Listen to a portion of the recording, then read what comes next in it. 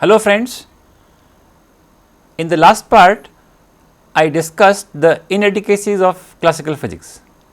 Today I am going to discuss experiments pointing out to wave particle duality and particles as wave packets. Now the following experiments point to the fact that light waves displace particle nature. 1. Photoelectric effect, 2nd Compton effect. Reciprocally, Davison and Germer's experiment shows that particles have wave nature. This is a huge departure from the point of view of classical physics, which does not allow each of them, particles and waves, to cross their ways.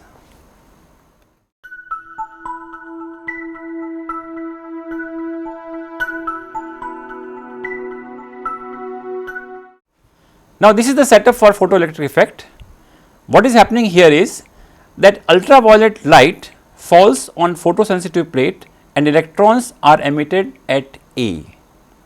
Photoelectrons are collected at plate B, whose potential with respect to A can be varied, giving rise to current I as shown.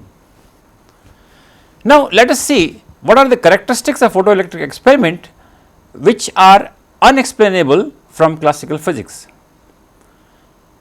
Now, the maximum kinetic energy of photoelectrons is independent of intensity of incident light. What we should expect according to classical physics? Increase of intensity of light should always increase kinetic energy of photoelectrons. No upper bound on their kinetic energy. This is number 1. Number 2, and it is very important, there is a minimum frequency below which no emission takes place. This is a characteristic of the photoelectric experiment. Now, what it should be according to classical physics? At all frequencies emission should be possible, electrons are bound and light waves should dislodge them with high enough intensity at all frequencies. Now, this is really worth noticing. Classical physics tells us that there should be emission at all frequencies, there should be no threshold. Now, and the third point, there is no time lag between irradiation of surface and the start of emission, even at extremely small intensities. This is what has been observed, and what we expect from classical physics. For extremely small intensities, some time is required such that energy needed to dislodge electron is accumulated before emission takes place. Now, depending on intensity, it can be hours or some days, and no such thing has been found. So, what is the conclusion? The conclusion is that emission of electrons is a one shot process in which light waves is pictured as bundles of energy, or we call them photons, and transfer of energy between atom and light takes place as if a particle with energy h nu collides with atom and transfer whole of its energy. Remember, whole of its energy in one shot, it is being transferred.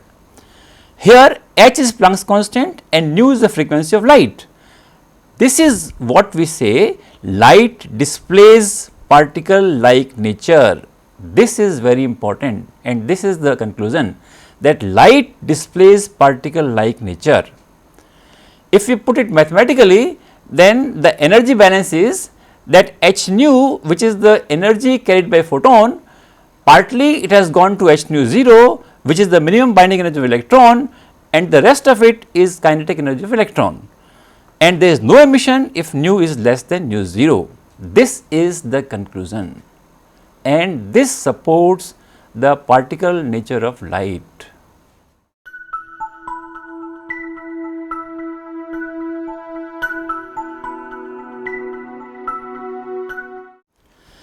Now, there is another experiment which is called Compton effect, and what is done here is that a beam of X-rays, wavelength lambda and frequency nu, is incident on light element like carbon. A scattered beam is observed to have maximum intensities at two wavelengths. You see the diagrams, there is a photon of frequency nu, energy h nu, incident on atom, then in the scattered part there is a photon, and then there is a recoil electron, and what we see on the in the diagram on the left is that there are two peaks corresponding to two different lambdas. What does it mean? That in the scattered light we do not have the same frequency as was incident, but in addition you have one more frequencies or one more lambda which was not present. This is very important. The thing is, where has the another lambda come from? What is the explanation of Compton effect? We have already seen that X-rays should carry photons having energy h nu, which is of the order of several kilo electron volt. For these photons, bound electrons in light atoms can be treated as if electron is at rest. Now we associate one more particle like property with X-rays, and this is the momentum. We say that incident X-ray photon carries, in addition to energy h nu, a momentum p is equal to h nu by c is equal to h by lambda, where c is the speed of light in vacuum. Now this is important thing. Earlier experiment we associated energy h nu with photon, and now we associate one more particle like property which is the momentum with the photon. The energy is h nu, momentum is h nu by c. Together they explain the Compton effect. So this is what I want to say here, that in discussing the Compton scattering, all that we need to know is the conservation of momentum, conservation of energy in the initial and the final state, and the rules of the conservation of energy and momentum when applied to these situations yield values of delta lambda in accordance with the experimental results. Now this is some explanation of mathematical explanation of Compton effect. I need not go into details. All that you need is just need to observe that momentum and energy are conserved, and you write these expressions for momentum in two perpendicular directions, and you write the expressions for conservation energy, and it leads to the expression delta lambda is equal to h by m0 c into 1 minus cos phi, and the quantity h by m0 c is called Compton wavelength, and it is of the order of 0.0246 angstrom. Now see, what is delta lambda?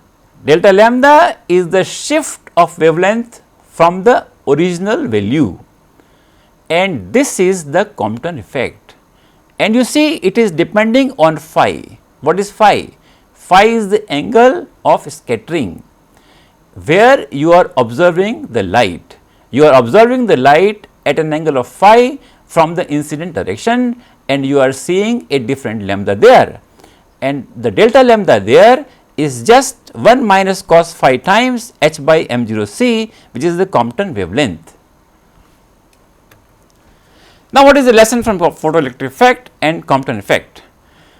As I told you, lesson from the photoelectric effect is that light has a particle nature, they are photons, and when it transfers energy to atoms in some situations, with each photon carrying energy h nu. Lesson from Compton effect is that each photon also carries a momentum h nu by c is equal to h by lambda.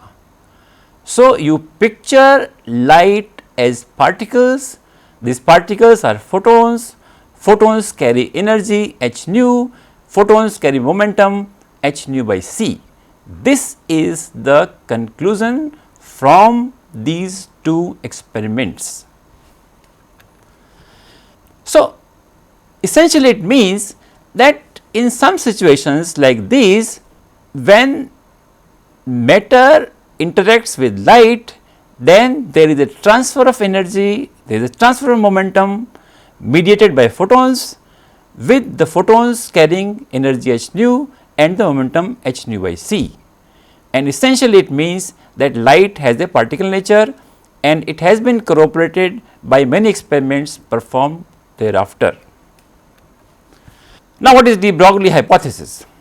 As I told you, photoelectric effect and Compton effect show that light usually behaving as waves in interference, diffraction and polarizing experiments has also a particle nature. Now, here comes a very important thing. De Broglie argued that nature loves symmetry, and so physical entities like electrons, which usually behave like particles. And what are particles? Particles are limited in space, they carry the momentum. So, these particles should also behave like waves in some situations. Now, this is remarkable. De Broglie argued just by this thing that the nature loves symmetry. So, if light behaves in this way, then why should not particles behave in this way? Electrons are particles. So, electrons which are usually particle, they should also display wave nature in some situation. That is what was the argument of de Broglie, and it is called the de Broglie hypothesis.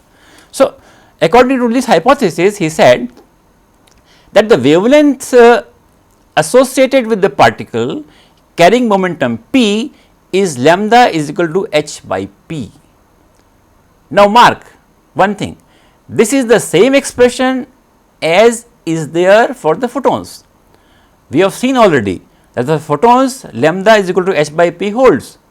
All that de Broglie did was to extend it to the particles as well. So, he said if there is a particle with the momentum p, then there is a wave associated with it, and the wavelength is lambda is equal to h by p. Now, this was initially a hypothesis, and it turned out that Davison and Germer experiment confirmed de Broglie hypothesis. This was really a great thing, that a hypothesis and a bold hypothesis was confirmed by experiment.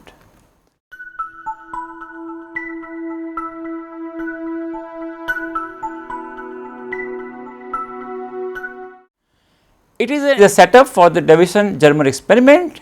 As you can see, electrons are accelerated from rest by a potential difference and are made to incident on nickel crystal with 1 phase normal to the beam of electrons. Now, I must tell you what is happening essentially. Essentially, what is happening is that there are incident electrons and there are scattered electrons. Now, you can see that the scattered electrons behave as if they were a wave, and their scattering is explained as if a wave is being scattered. What is the wavelength of the wave? Exactly as predicted by de Broglie hypothesis. So, essentially we can see that what should be lambda from the experimental setup, that depends on the potential difference. So, we can find out what is lambda, and by the nature of the crystal we can see that if they were a wave, then where the wave will go, that we can find out, and they just match. So, this means that wave nature of the electron is established. In other words, de Broglie hypothesis is established. In other words, there is a wave nature associated with particles. We thought that electrons are particles, but now we must say that in some experiments electrons have a wave nature, and it has been verified by Davison-Germer experiment. So, this is as I told you, these are lessons, and this is the wave particle duality. Electrons are usually which are particles, but they have a wave nature, and we must note that for massive particles lambda is very small, because when p is large, lambda is equal to h by p. So, lambda is small, and so the experiments are difficult to perform with massive particles, because the associated lambda is very small. And this wave particle duality has been in a way corroborated by photoelectric effect, Compton effect, and Davison-Germer experiments. Now, with de Broglie hypothesis verified, wave particle duality is established, and this is a big blow to classical physics, which treats particles and waves separately and does not allow them to cross their waves.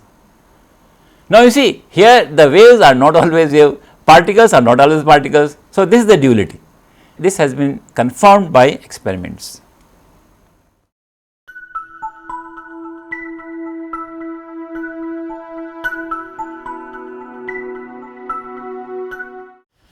So, let us not talk about the waves more. What are waves?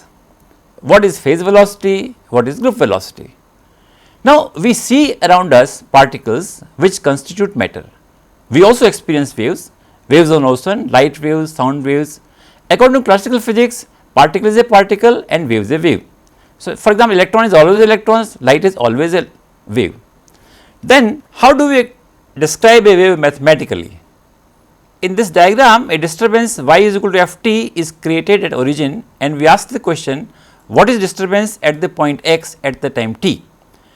Now, it is important to notice that f x t is equal to f t minus x by v, because it is same as what it was x by v times earlier at the origin. Now, consider that f t is simple harmonic disturbance, f t is equal to a sin omega t, and omega is the angular frequency, omega is equal to 2 pi nu.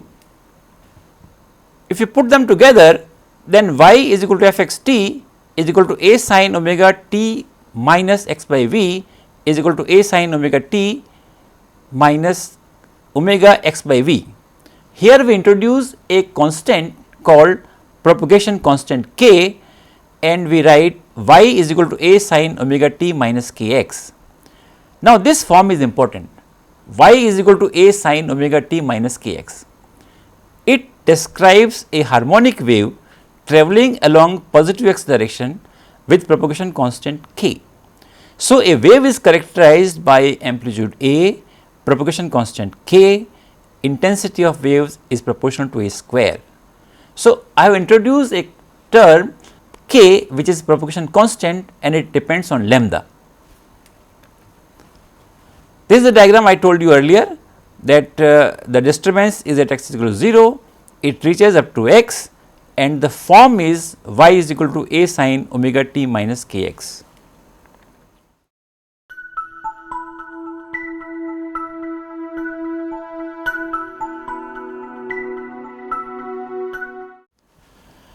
Now, let us talk of phase velocity.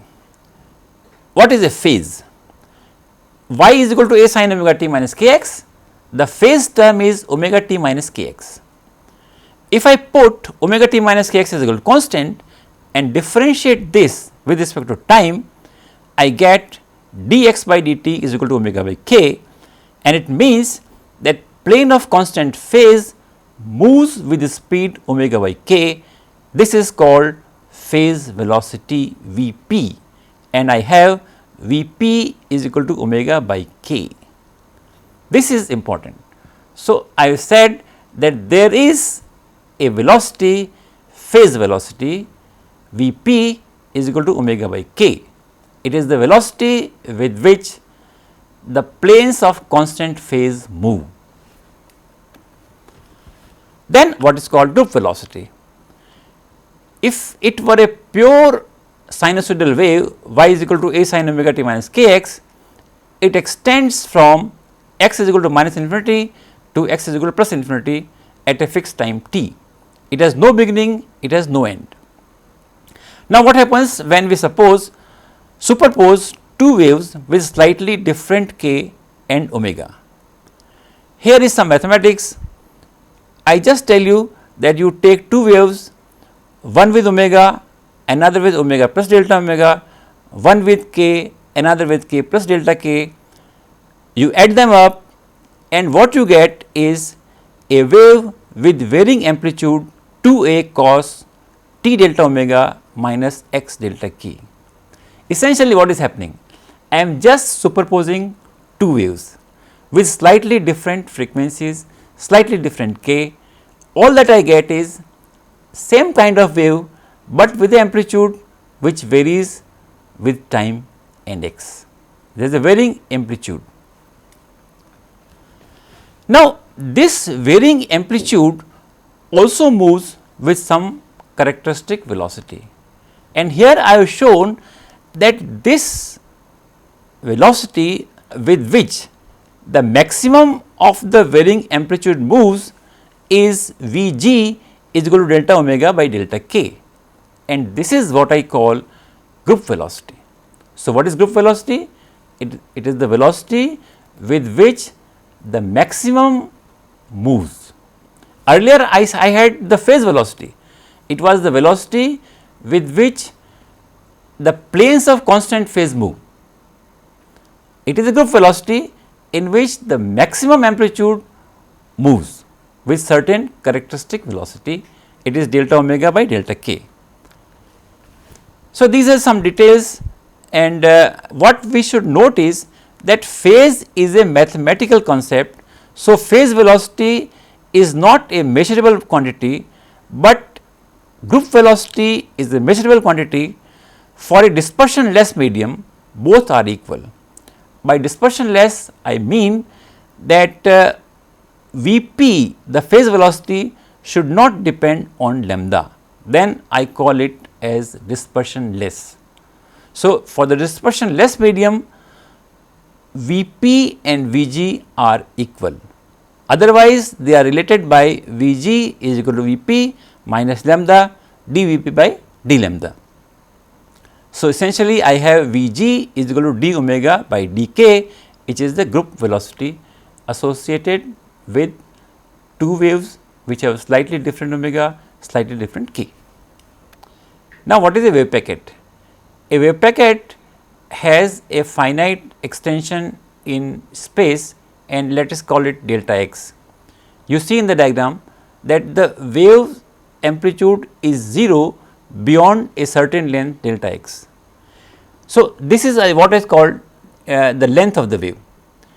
Now, this wave is made up of very many k values centered around k 0, and it has a width delta k. So, a wave packet has an extension delta x and extension delta k in the k space. This is what I call a wave packet. It is made up of so many k values of corresponding to so many different wavelengths. So, a wave packet is formed by superposition of many waves with different lambda or different k. An important property of the wave packet is that delta x and delta k product is of the order of or more than 1, and this is a purely classical result. There is no quantum mechanics in it. So, a wave packet is formed by superposition of waves, it has extension delta x, it is made up of so many k values, extension delta k, and their product is of the order of 1. This is the idea of the wave packet.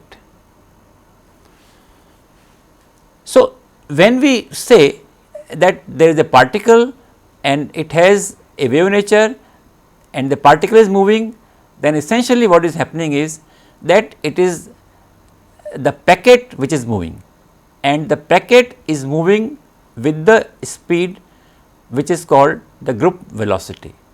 So, we have a description of the particle in terms of the wave packet. So, this is about the wave particle duality. Now, what is the impact of wave particle duality in our daily experience? Essentially nil. Now, consider a particle with mass 1 gram and speed 10 meters per second. Due to smallness of h, de Broglie wavelength is very small. So, lambda is equal to h by mv is 6.6 into 10 to the power minus 32 meter. So, lambda is much less than lengths we experience in our daily life. Mark that width of hair is 10 to the minus 6 meter. Compared to 10 to the minus 6 meter, this lambda is 6.6 into 10 to the minus 32 meter, very small. So, usually de Broglie wavelength is very small for the particles and the speeds we usually encounter. What is the impact of wave particle duality on the behavior of electrons on atomic scale? It is huge.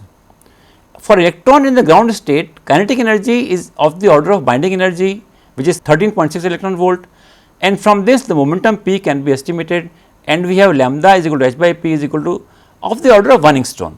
and 1 angstrom is the size of the atom. So, on atomic scale, de Broglie wavelength and atomic sizes are comparable, and this makes all the difference. This is important, that on the atomic scale the relevant sizes and de Broglie wavelengths are of the same order of magnitude. So, once we expect wave nature of particle to be important in atoms, we must recall an important property of waves. Confinement of waves in a region form special waveforms. Each form corresponds to a characteristic frequency. You confine the waves and there is a special waveform. Now, electron is confined to atom by Coulomb force, and wave property of electron permits only certain patterns of vibration with definite frequency. So, you see what is happening here, you are confining the electron and it is confined by which force? By the force of the Coulomb force, and since it is a wave nature and the wave nature confined waves, and you have only certain waveforms which are allowed. So, we see that the frequency is linked to the energy. Definite frequency means definite energy, and this explains quantization of energy in atom, which means not all energies are allowed for electrons in an atom. It takes energies E1, E2, E3 starting from the lowest value E1. So, this is one consequence of wave particle duality. Confined electron waves are not observable, but electron will go from one wave pattern to another pattern when it receives energy or gives off energy. This explains why atom should emit light with definite frequencies, only those whose quanta are equal in energy to difference between two allowed energies. This is consistent with the observed facts. Now, stability and regeneration property of atom are also explained by wave patterns of electrons waves. Hydrogen atom is stable because E2 minus E1 is 10 electron volt with thermal energy at the room temperature being 1 by 40 electron volt, and collisions unable to supply this much of energy, atom remains in the ground state.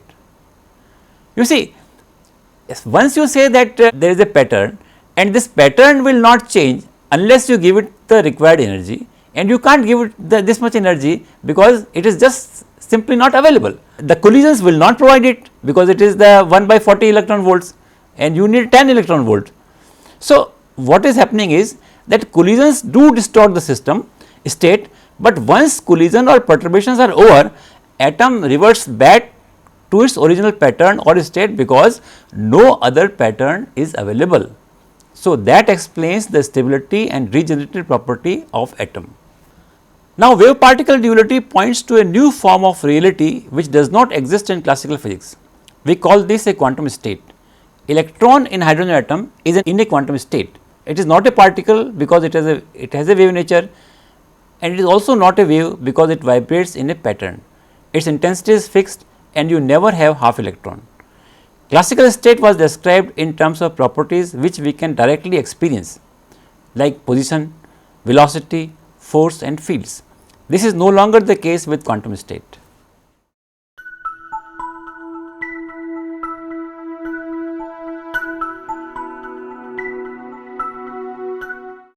To conclude, I would say that today we have discussed experiments which point out to wave particle duality, and we have seen that how it explains the behavior of the electrons in atoms and possibly the behavior of the nucleons in nucleus, and it points out to a new state like the quantum state which has no classical analog.